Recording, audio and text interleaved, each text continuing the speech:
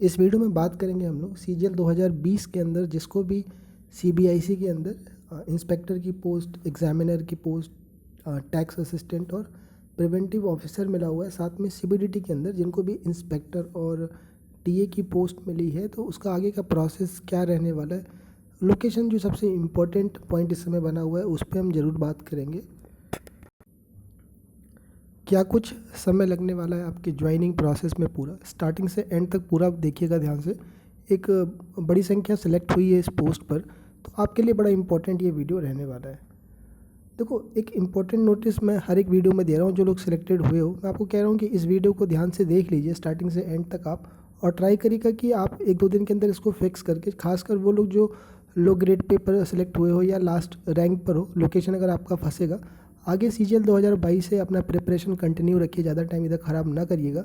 अभी 1.5 से 2 महीना लग जाएगा आपका नेक्स्ट प्रोसेस स्टार्ट होने में।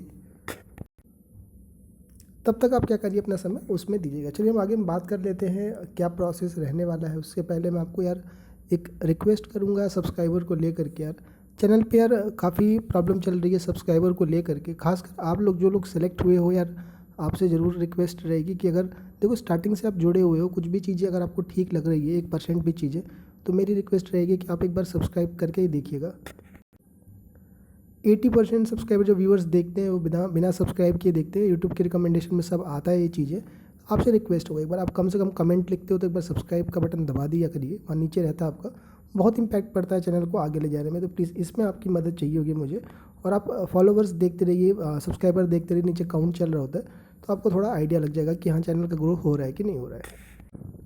सीबीआईसी डिपार्टमेंट के जो चारों पोस्ट हैं आपका जब रिज़ल्ट आएगा, मतलब रिजल्ट जो आपका आया है ये वाला, इसके बाद क्या है कि आपकी जो फाइल है सबकी अपनी अलग, मैंने आपको हर बार बताया कि जो डोजी आपकी जो फाइलें थी, जो डोजियर थे, उसको कंबाइंड करके आपका जो एसएससी है वो आपके हेडक्वार्टर को भेजेगा, सीबीआईसी डिपार्टमेंट को भेजेगा। उससे पहले क्या होगा, सीबीआईसी को सारे जोन से, वो एसएससी के अलग अलग जोन हैं। जिन्होंने डीवी नॉर्थ में कराया था वो अलग है, सीआर वाले अलग है, केकेआर अलग है, एसआर रीजन अलग है, तो सबको अपने डोजियर पहुँचाने में समय लगता है। उससे पहले आपका जो सीबीआईसी डिपार्टमेंट है वो आपसे ऑनलाइन स्टेट प्रेफरेंस मांग लेगा। ये जो ऑनलाइन वाला है ये इस साल स्टार्ट किया था सीजीएल 2019 वाले में। इससे पहले आपका 18 तक ऑफलाइन मांगा जाता था, पेपर पे भर के आपको भेजना होता था। तो ये मॉड्यूल अच्छा मॉड्यूल है, बिकॉज गलती के चांसेस भी नहीं रहते और आपका ये पेपर वर्क बच जाता है। एलोकेशन जो आपका होगा कि कहाँ आपको मिलना है स्टेट, प्योरली रैंक बेसिस पर होता है।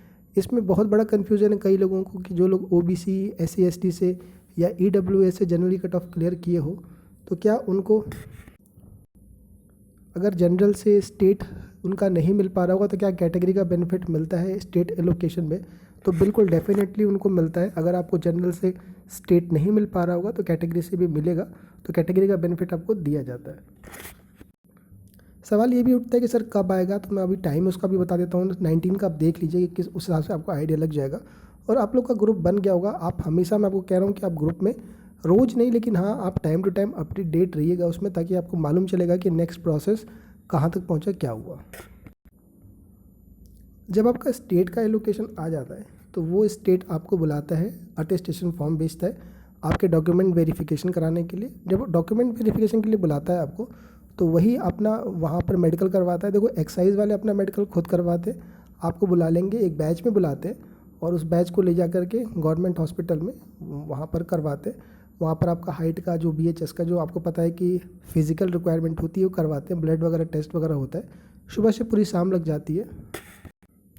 किसी दिन मैं वीडियो अलग से कर दूंगा एक्साइज के मेडिकल को लेके भी, आप बहुत ज़्यादा परेशान हो गए, ये चीज़ मैं समझ पा रहा हूँ। और जब आपका ये प्रोसेस कंप्लीट हो जाएगा, देन उसके बाद आपको ऑफिस एलोकेट करके ज्वाइनिंग लेटर का प्रोसेस कंप्लीट करेंगे। बात करते हैं सर कितना समय लग जाएगा इसमें। सीजीएल 19 का जो रिज़ल्ट आया था 8 अप्रैल 2022 को आया था। ऑनलाइन जो स्टेट चुनने के लिए बोला गया था वो 10 मई से लेकर 24 मई के बीच में कहा गया था। अगर आप ये मिस करते हो तो बहुत दिक्कत हो जाएगी, बिकॉज फिर आपको लास्ट वाला जो स्टेट है वो वो मिलता है आपका। ऑनलाइन मोड ये पहली बार आया था, तो अच्छा भी रहा था आपके लिए ये ऑनलाइन मोड। और उसके बाद जो स्टेट का एलोकेशन कि किसको कौन सी स्टेट मिली, ये चारों पोस्ट के लिए मैं बता रहा हूँ, क्योंकि सीबीआईसी के अंदर चारों ही पोस्ट है। तो चारों के लिए, एग्जामिनर के लिए, पीओ के लिए, जीएसटी इंस्पेक्टर के लिए और टीए के लिए, सभी का एलोकेशन 13 तारीख को आ गया था। 13 जुलाई को मालूम चल गया कि किसको कौन सा स्टेट मिला। वैकेंसी अच्छी थी CGL-19 में, तो मोस्टली लोगों को मिल गया था अपना स्टेट। और अगर हम बात करें, देखो ये आप नोटिस देख लीजिएगा। अच्छा, ये तो वैकेंसी, आप एक बार वैकेंसी स्टेट वाइज आपके पास होगी, एक्साइज की आपके पास स्टेट वाइज आपने देख कर ही भरी थी, आपके पास ये स्टेट वाइज वैकेंसी चार्ट होगा। ये एग्जामिनर प्रिवेंटिव ऑफिसर का, एग्जामिनर का भी ऐसे होगा। प्रॉब्लम बड़ी ज़्यादा इसमें दिक्कत है एक्साइज वालों को या फिर प्रिवेंटिव वालों को, सर लोकेशन का क्या चक्कर है, कहाँ मिलेगा, इतने मार्क्स से इतनी रैंक बन रही है, ग्रुप बन गया आपका, ग्रुप में कैटेगरी वाइज भी रैंक बन गई है आपकी, AIR आपकी कंबाइंड भी रैंक बन गई है एक्साइज में, लेकिन कन्फ्यूजन बना हुआ। थोड़ा सा मैं आपको जो चीज़ें बताऊँगा उसको बस सुन लीजिएगा, बाकी बहुत ज़्यादा दिमाग इसमें मत मारिएगा और अपना टाइम 22 वाले पर दीजिए।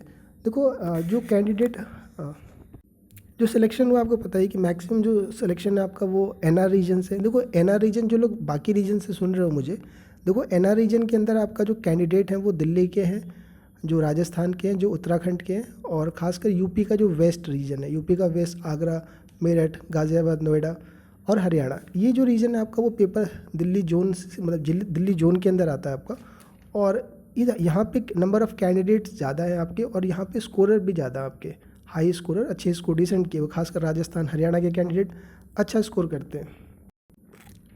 तो ये जो कैंडिडेट है यहाँ की जो फेवरेट लोकेशन की बात करें कि अगर यहाँ के कैंडिडेट हैं, इनकी संख्या भी ज़्यादा है, तो आप अगर इनकी लोकेशन देखोगे तो इनकी लोकेशन दिल्ली रहती है।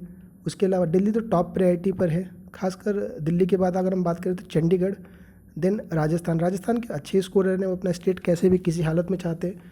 फिर राजस्थान के बाद हम बात करें तो भोपाल हो गया, एंड उत्तर प्रदेश और बेंगलोर। वडोदरा वाला रीजन भी है आपका, इसमें मैंने लिखा नहीं वडोदरा रीजन। देखो वडोदरा वाला जो है वो खासकर राजस्थान वालों को बड़ा वो है, क्योंकि उनके लिए दिल्ली से आने से बेटर उनके लिए वडोदरा लगता है। और अगर हम मुंबई की बात करें, बेंगलोर और मुंबई में प्रेफरेंस ज़्यादातर कैंडिडेट बेंगलोर को देते हैं। रीज़न उसका है कि मुंबई कॉस्टली है और बेंगलोर में थोड़ा सर्वाइव करना उनके लिए थोड़ा सा पैसे का सेविंग दिखता है, और ख़ासकर जो राजस्थान के कैंडिडेट हैं उनके लिए भी बेंगलोर का लोकेशन पास पड़ता है। देखो जो ये जो रीजन है जहाँ पर कैंडिडेट आएंगे नॉर्थ NR रीजन का, वो कैंडिडेट कभी भी कोलकाता मूव नहीं करना चाहेगा, वो कैंडिडेट कभी भी रांची मूव नहीं करना चाहता, ये कैंडिडेट कभी भी बिहार लोकेशन की तरफ मूव नहीं करना चाहते। ठीक है, तो इस बात का दिमाग में रखिएगा, क्योंकि जो पोस्ट प्रेफरेंस कवर किया था एक बड़ी ऑडियंस जुड़ी थी मुझसे, तो एक मूड समझ में आ गया था लोगों का स्टेट को लेकर के भी। बात करें कि कोलकाता के और बिहार के और यूपी की बात करें, यूपी ईस्ट की बात करें, यूपी ईस्ट में आपका देखो यूपी वेस्ट के जो कैंडिडेट है वो भी ना, अगर मैं बात करूं जो यूपी वेस्ट के कैंडिडेट हैं उनका भी लोकेशन यही रहने वाला है, बिकॉज वो भी नॉर्थ में आपका बिहार या फिर कोलकाता प्रेफर नहीं करना चाहते। इवन दो कुछ कैंडिडेट तो लखनऊ यानी कि जो सेंट्रल वाला पार्ट है वहाँ पर भी आपका लोकेशन प्रेफर नहीं करते हैं। कोलकाता और बिहार के जो स्कोरर हैं उनको इग्नोर नहीं किया जा सकता। कैंडिडेट की संख्या उतनी नहीं है जितनी NR की है, लेकिन CR के भी कैंडिडेट ने अच्छा स्कोर करा हुआ है और यूपी ईस्ट में संख्या ज़्यादा नहीं है। तो ये जो कैंडिडेट है ये किसी भी मतलब देखो, खासकर अगर मैं कोलकाता की बात करूँ, कोलकाता वाला अगर सुन रहे होगे तो ज़रूर सब्सक्राइब कर लेना मेरे को। कोलकाता के कैंडिडेट कभी भी किसी भी तरह से 1% भी अगर मैं उनका मूड पूछूँ तो कैसे भी करके अपना कोलकाता नहीं छोड़ना चाहते, और पूरी उनकी सबसे ज़्यादा टॉप प्रायोरिटी रहती है कि यार मैं अपना कोलकाता। मेन उनका इशू रहता है लैंग्वेज का। मैं बताऊँ आपको कि वो चाहते हैं कि वो अपना रहे आपका वहाँ पे। बात करें उसके बाद उनकी जो लोकेशन रहती है वो है उनकी रांची के लिए है, राइट। तो कोलकाता वाले और बिहार का जो वो बेल्ट है जो कोलकाता को टच करता है वो प्रेफर करेगा कोलकाता के लिए, एंड देन थोड़ी सीट रांची की है तो रांची के लिए प्रेफर करेंगे।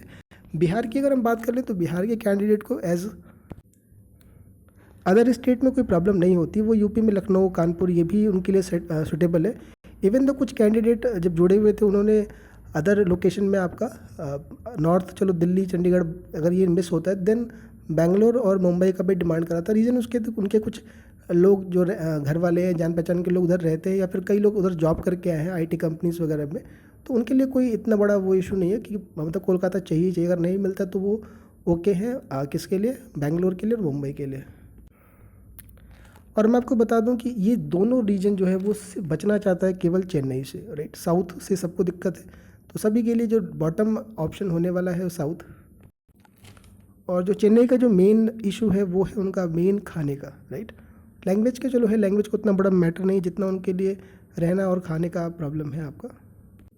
कुछ आइडिया ले सकते हो आप इनसे एक्सरसाइज के लिए, आप लोकेशन के लिए। और एक चीज़ ये भी ध्यान रखना कि जो रिपीटर्स थे CGL 18-19 के, और जो 2800 ग्रेड पे या 2400 ग्रेड पे भी, इवन तो 4600 पर भी थे, उन्होंने एक्सरसाइज को जो भरा है वो सिर्फ इसलिए भरा है कि देखते हैं लोकेशन कहाँ मिल जाती है। आप मानो कि जो वैकेंसी गई है 30-40% लोग ऐसे हैं जो एक्सरसाइज को अपने होम पोस्टिंग डिज़ायर के लिए भरा है, क्योंकि वही एक पोस्ट उनको होम पोस्टिंग दे सकता था।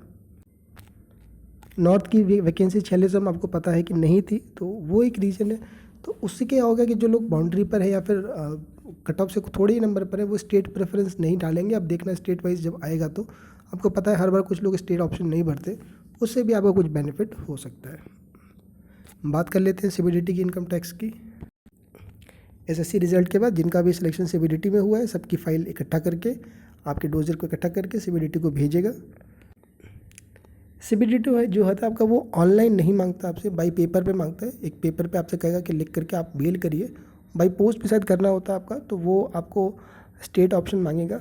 एलोकेशन प्योरली रैंक बेसिस पर है, कैटेगरी का बेनिफिट मिलेगा अगर आप रिजर्व कैटेगरी के हो और UR की सीट पे अगर आपका सिलेक्शन हुआ है तो। स्टेट का एलोकेशन आने के बाद ही आपका अटेस्टेशन फॉर्म जो के लिए वो करा जाता है, बुलाया जाता है आपका, और मेडिकल आपका वहीं पर होगा, आपका करवाया जाता है कमिश्नरेट में, जो भी आपका कमिश्नरेट एलोकेट किया जाएगा। और फिर उसके बाद आपका ज्वाइनिंग लेटर इशू करा जाता है कि कौन सा ऑफिस आपको दिया गया। टाइम की अगर हम बात करें इनकम टैक्स के अंदर, तो ये आप नोटिस देख लीजिए, 23 जून का ये नोटिस है आपका। देखो नोटिस सभी के रखे हुए हैं, आप स्क्रीनशॉट लगाना थोड़ा, मतलब मोबाइल का आप समझ सकते हो कि डेटाबेस कितना कुछ होगा और कितने सारे स्क्रीनशॉट, स्टेट वाइज वैकेंसी से लेके सबके सर्टिफिकेट पड़े हैं, सब चीज़ें थोड़ा ढूंढना मुश्किल होता है, टाइम भी नहीं रहता इतना। देखो ये देखो 23 जून का आपका आया हुआ था, और इसमें आपको देखो कि 7 तारीख तक लास्ट डेट थी, 7/7/2022 तक भर के भेजना था आपका। किस तरह से भेजना था तो यहाँ लिखा होगा, सब कुछ पढ़ लेना आप, वो कोई बहुत बड़ा कंसर्न नहीं है आपका। और उसके बाद जो स्टेट का एलोकेशन आया है आपका, वो आप देख पा रहे होगे कि 8 सितंबर को आपका आया है, राइट। कैंडिडेट बहुत परेशान थे इसको लेके कि सर बहुत टाइम हो गया, जुलाई निकल गया, पूरा अगस्त निकल गया, सितंबर में आया। लोग जुड़े हुए थे इस पर कि कैसे करके भी ये मतलब आ जाए, क्योंकि बाकी सब डिपार्टमेंट का आ रहा था, इन्हीं का नहीं आया था, स्टेट वाइज वैकेंसी का, मतलब स्टेट वाइज एलोकेशन का। और उसके बाद अगर हम बात करें कि ज्वाइनिंग कब आई है इनकी, ये देखो इसमें स्टेट मांगा गया आपका, ठीक है। देखो ये आपका लिस्ट देखने को मिल रहा होगा कि 8 तारीख को स्टेट एलोकेशन किया गया, यहाँ पर आप दिखाई दे रहा होगा आपको।